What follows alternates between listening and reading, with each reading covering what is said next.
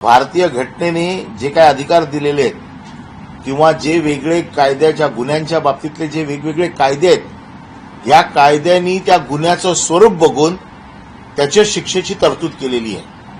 आणि हा जो गुन्हा आहे की एका बाजूला माता भगिनींचा सन्मान म्हणून दररोज मान वर करून बोलतायत ते माता भगिनींना ओघडे नागडे नाचवतायत। तुम्ही नीट कायद्याची जी काही डेफिनेशन आहे गुन्हेगाराला शिक्षेची काय डेफिनेशन आहे ती त्याच्या गुन्ह्यावरती आधारित आहे। गृह राज्यमंत्र्याने गुन्हा केलाय हा सर्वसाधारण माणसाने केलेला नाहीये। ज्याच्यावरती जबाबदारी आहे ज्याने शपथ घेतलेली आहे संविधानाची शपथ घेतली आहे की मी कायद्याचं पालन करीन, माझ्यावरती पहिली जबाबदारी आहे कायद्याचं पालन करायची आणि तोच कायदा मोडतोय तर त्याच्या बाबतीत तर शिक्षा अधिक कडक असायला पाहिजे। आणखीन एक विषय आपण घेतलेला की वाळू चोरी संदर्भात आरोप करण्यात आले होते, पुरावे देखील आपण सादर केले, मुख्यमंत्र्यांकडे ते पुरावे दिले आहेत, परंतु यापुढे त्या संदर्भात काही अपडेट आलेली आहे का? अजूनही वाळू चोरी होते, पुरावे देऊन अजूनही वाळू चोरीचे प्रकार वाळू सर्रास खेचली जाते। आपण आपले कॅमेरे पाठवा तिकडे। म्हणजे याचा अर्थ यांना अभय दिलं गेलेलं आहे। जे उपमुख्यमंत्री एकनाथ शिंदे यांनी धर्मवीर पिक्चरमध्ये स्वतःचं जे काय उदात्तीकरण केलं आणि दाखवलं की मी डान्स बार कसे फोडले आणि विधानसभेत उभं राहून सांगितलं की मी डान्स बार फोडले, माया बहिणींची इज्जत राखली, ते उपमुख्यमंत्री शिंदे साहेब खेडमध्ये जाऊन त्याला सांगतायत तू काय काळजी करू नको, मी तुझ्या पाठीशी आहे। कुठले शिंदे खरे? धर्मवीर मधले शिंदे खरे का खेडच्या शिंदे सभेतले शिंदे खरे?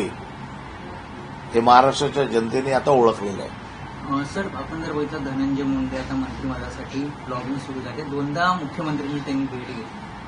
मला माहित नाही ते कशासाठी मुख्यमंत्र्यांकडे भेटले, पण आमदार आहेत त्यांना अधिकार आहे मुख्यमंत्र्यांना भेटायचा, त्यामुळे त्यांच्या भेटीवरती आता मला टिप्पणी करण्याचं काही गरजच नाही, कारण मला माहित नाही ते कुठल्या कामासाठी भेटले आणि आमदाराला मुख्यमंत्र्यांकडे जाण्याचा अधिकार आहे। कैलास गोरंट्याल यांनी काल भाजपमध्ये पक्षप्रवेश केल्यानंतर अर्जुन खोतकर यांनी त्याला गद्दार असं म्हटलेलं आहे। म्हणजे आता माहितीमधला जो बघा, दोन गोष्टी आहेत। अर्जुन खोतकरांना त्याला गद्दार म्हणण्याचा अधिकार नाहीये। प्रश्न असा आहे की तो त्यांचा अंतर्गत वाद आहे, त्या वादात आम्हाला जायची गरज नाही। आता हे दोघेही त्याच कॅटेगरीतले आहेत, आता ते एकमेकाला बघून घेतील, त्यांचा हिशोब काय असेल तो तर तिकडे निपटवतील, परंतु तिकडे भारतीय जनता पक्ष आणि शिवसेना याच्यातला वाद अटळ आहे। लाडक्या बहिणीचा विषय आहे, जवळपास सामाजिक कल्याण विभागाचे 410 कोटी रुपये पुन्हा एकदा आता आम्हाला बघायचंय की त्याच्या बाबतीमध्ये सामाजिक न्याय मंत्री ज्यांनी फार मोठ्या डरकळ्या फोडल्या होत्या, माझ्या खात्याचा निधी पळवलेला आहे, माझ्या खात्याचा निधी नेलेला आहे, पत्र लिहिली, ते संजय शिरसाट कुठल्या वेळात लपून बसलेले आहेत। आता जर बाहेर आले ना आणि बोलले ना निधी बाबतीत, त्यांना चिमटीसारखे उचलून बाहेर काढतील। आम्हाला बघायचंय 2 दिवसात संजय शिरसाट पत्रकार परिषद घेऊन बोलतायत का पळवलेल्या निधीबद्दल। आव्हान आहे माझं त्यांना, फार तोंड वर करून शिवसेनेवर बोलत होते ना, आता बोला सरकारवरती। ज्या अजितदादांच्या बद्दल तुमच्या तक्रारी होत्या शिवसेनेत असताना त्या अजितदादांच्या बद्दल बोला, आता सांगा तुम्ही आता की निधी कसा पळवला म्हणून। अरे तुम्ही काही करू शकत नाही, तुम्हाला बीजेपीने गुडघ्यावरती बसवलेलं आहे, आता आयुष्यभर गुडघ्यावरच बसायचंय तुम्हाला। निवडणूक आयोग भाजपसाठी मतांची चोरी करत आहे असं राहुल गांधी कसं पाहतात? बघा, त्याच्या बाबतीत राहुल गांधी तिकडे जे बोलतायत त्यावरती मी ते भाषण करणं योग्य नाही। जे राहुल गांधी बोलतायत ते त्यांच्या पुराव्यासकट माहितीसकट बोलतायत आणि ते त्यांच्या पद्धतीने तो विषय पुढे नेत आहेत। ज्यावेळेला महाराष्ट्राचा विषय येतो त्यावेळेला आम्ही बोलतो। आता हे जे काही बिहारचे वगैरे विषय ज्याच्या बाबतीत ते बोलतायत ते प्रश्न त्यांच्याशी संबंधित आहेत। सर एक ठाणा- विषय आला ठाण्यामध्ये राजन विचारे आणि नरेश मस्के यांच्यामध्ये जी ऑनलाईन वॉर आहे ती कुठेतरी पाहायला मिळते. राजन विचारेंनी केलेलं वक्तव्य आहे त्याला पाहता नरेश मस्केंनी त्यांच्या विरोधातले बॅनर आहेत ते लावलेले आहेत आणि त्यांच्या देशभक्तीवरती आहेत तो प्रश्नचिन्ह उभा केलेला आहे. बघा, मी या सगळ्यांना चांगलं ओळखतो आणि राजन विचारे हे निष्ठावंत शिवसैनिक आहेत आणि त्यांनी विचारलेले प्रश्न हे सत्य आहेत. त्याच्यामुळे राजन विचारे हे आमचे ठाण्यामध्ये लढत आहेत आणि आम्ही सगळे राजन विचारेंच्या बरोबर आहोत. सर, हिंदी में सवाल विपक्ष लगातार योगेश कदम के इस्तीफे की मांग कर रहा है. आप शुरुआत से उस मामले को उठा रहे थे. इस बीच बार का जो लाइसेंस है वो उन्होंने सरेंडर कर दिया है. क्या कुछ कहना है सर?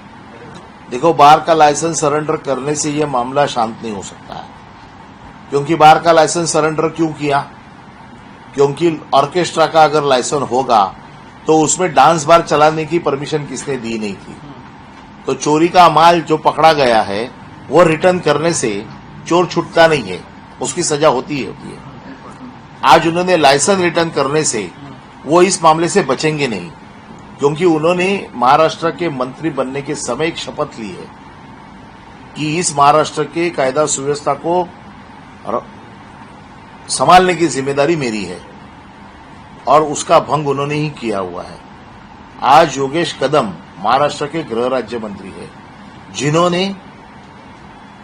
जिनके ऊपर ये जिम्मेदारी है महाराष्ट्र के कायदा सुव्यवस्था को अबाधित रखने की. और वो क्या कर रहे हैं? खुद के घर के लोगों के लिए डांस बार चला रहे. एक बाजू से लाडली बहना योजना चला रहे और दूसरे बाजू से अपने माता भगिनियों को डांस बार में डांस करवा रहे. ऐसे गृह मंत्री का इस्तीफा मुख्यमंत्री ने लेना ही चाहिए. सिर्फ डांस बार रिटर्न करने का परमिशन देने से या परवाना रिटर्न करने से, वो भी मैं जब कल पुलिस स्टेशन गया और मैंने पुलिस से मांग की कि आपने क्या कार्रवाई की, तो जाके परवाना रिटर्न कर लिया. आज इस बात को कम से कम 15 दिन हो गए. इस 15 दिन में उन्होंने क्यों नहीं परमिट रिटर्न कर दिया? उनको ये लगता है कि हमको पूछने वाला कोई नहीं है, हमको कोई सवाल नहीं कर सकता है, हमको कोई पूछ नहीं सकता है. ये जो सत्ता की मस्ती आई हुई है ना, ये उतारना जरूरी है. और मुझे अभी तो दया मुख्यमंत्री पे आ रही है कि मुख्यमंत्री जो कह रहे हैं और उनके बारे में ऐसी कोई शिकायत नहीं है. आज उनके मंत्रिमंडल में ऐसे दागी मंत्री बैठे हैं जिनका वो कुछ नहीं कर सकते, ऐसे मुख्यमंत्री, हतबल मुख्यमंत्री महाराष्ट्र को नहीं चाहिए. मुख्यमंत्री जो होना चाहिए वो एकदम सक्षम होना चाहिए. ऐसी जो स्थितियां है उसको संभालने की जिम्मेदारी मुख्यमंत्री की है. परमिट रिटर्न करने से, परमिट रिटर्न क्यों किया? पहले दिन तो आप बोल रहे थे कि हमने कुछ गलत नहीं किया, ऑर्केस्ट्रा है, अगर ऑर्केस्ट्रा का परमिट है तो गलत नहीं किया तो परमिट रिटर्न देने की क्या जरूरत है? लेकिन वहां पर लड़कियां नाच रही थी, वहां पर जो चल रहा था, अनैतिक जो चीजें चल रही थी, वो पुलिस ने रिकॉर्ड कर ली है, जिसमें 22 बार वाले पकड़ी थी. ऑर्केस्ट्रा जब चलता है तो 5 लड़कियों को ही सिंगर का परमिट दिया जाता है, उनको गले में बैच पहनाया जाता है, उनके लिए अलग से एक स्टेज होता है. उस स्टेज से वो लड़कियां नीचे नहीं आ सकती है. वहां पर 22 लड़कियां डांस कर रही थी, पैसे उड़ाए जा रहे थे. उनका स्टाफ जो लड़कियों को एनकरेज कर रहा था डांस करने के लिए, ये सब शूटिंग में आया हुआ है, ये पंचनामा में आया हुआ है.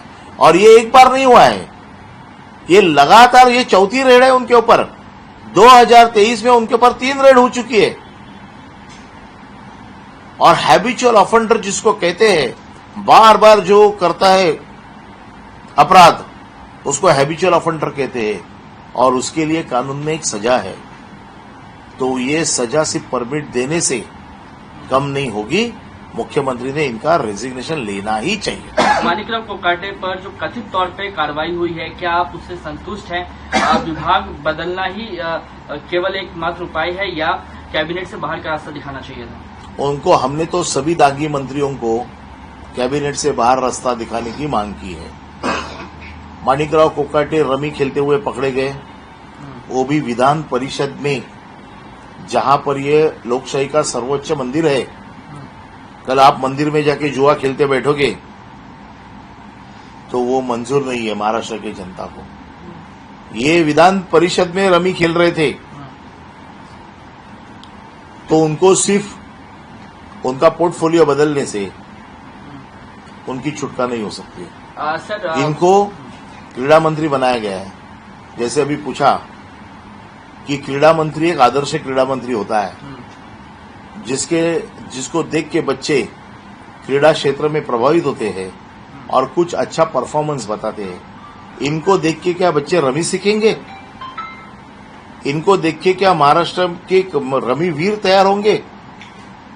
और ये महाराष्ट्र का खेल जो है, जो माणिकराव कोकाटे शायद मांग कर सकते कि इसको ओलंपिक में ले लो करके। तो मुझे ऐसे लगता है कि जिनका आदर्श होता है वही मंत्रिमंडल में होने चाहिए। ऐसे लोगों को घर का रास्ता ही बताना चाहिए। अजीत सर, पवार मालेगांव केस में कल फैसला आया। कोर्ट ने जो एक्यूज थे जिनके ऊपर मामला चल रहे थे उन सभी को बरी किया है। 2006 में भी जो घटना हुई थी बॉम्ब ब्लास्ट में भी इसी तरीके का निष्कर्ष जो है वो सामने आया है। कैसे देखते हैं इस पूरे कोर्ट प्रोसीडिंग को? दूसरी तरफ एटीएस के पूर्व अधिकारी उन्होंने कहा है कि आरएचएस के जो चीफ है मोहन भागवत उनको भी इसमें अरेस्ट करने के लिए मुझे पर दबाव मांग की गई थी। दबाव देखो, मेरा यही कहना है सर समझ कि कोई भी चीजों में राजनीति नहीं होनी चाहिए। ये दोनों भी केसेस जो है, ये दोनों को केसेस में सभी लोग बरी हो चुके हैं।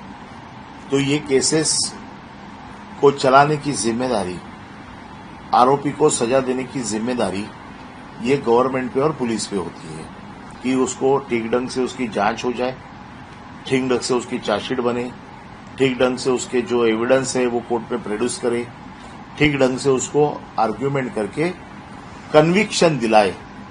ये काम पब्लिक सॉलिसिटर का होता है। तो ये काम और पुलिस की तपास, इसको सही ढंग से देखना चाहिए। कौन से ग्राउंड पे इनको बरी किया है वो देखना चाहिए और वो देख के दोनों केस में गवर्नमेंट में इसको स्क्रूटिनाइज करके इसके ऊपर निर्णय लेना चाहिए। सर वैसे, महायुति सरकार में सर अब तक 2 जो हैं वो इस्तीफे लिए गए। दोनों इस्तीफे एनसीपी अजित पवार गुट की तरफ से, जो पहले मुंडे उसके बाद माणिकराव कोकाटे।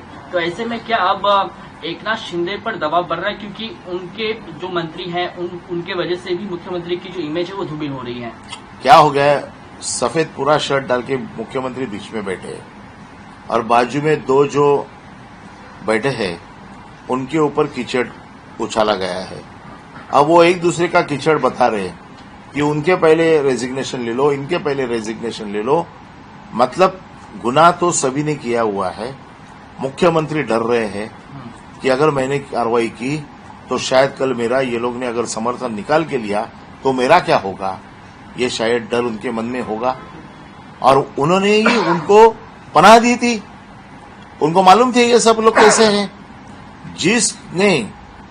जिस भारतीय जनता पक्ष ने कहा गए वो किरीट सोमैया, जो किरीट सोमैया जोर जोर से चिल्ला रहे थे, अब उनकी हिम्मत है क्या इनके ऊपर बोलने की? ये दागी मंत्रियों पे, उनको तो घर पे बिठा दिया है। जैसे ही गवर्नमेंट आ गया, आज ये दागी मंत्री जो है जिनके ऊपर उन्होंने आरोप लगाए थे, आज किरीट सोमैया कहां पर है? हम तो चाहते हैं वो आए। जिस तरह से हमारे खिलाफ चिल्ला रहे थे ना, उस तरह से अभी चिल्लाना चाहिए। नहीं तो लोगों को ये पता चलेगा कि वो एजेंट का काम कर रहे थे। शिवसेना की भाषा में मैं गलत शब्द इस्तेमाल कर सकता हूं, लेकिन लोगों की भाषा में ये समझ में आ रहा है वो कौन सा काम कर रहे थे। वो सुपारी का काम कर रहे थे। सिर्फ लोगों के ऊपर आरोप करो और उनको भारतीय जनता पक्ष में ले आओ।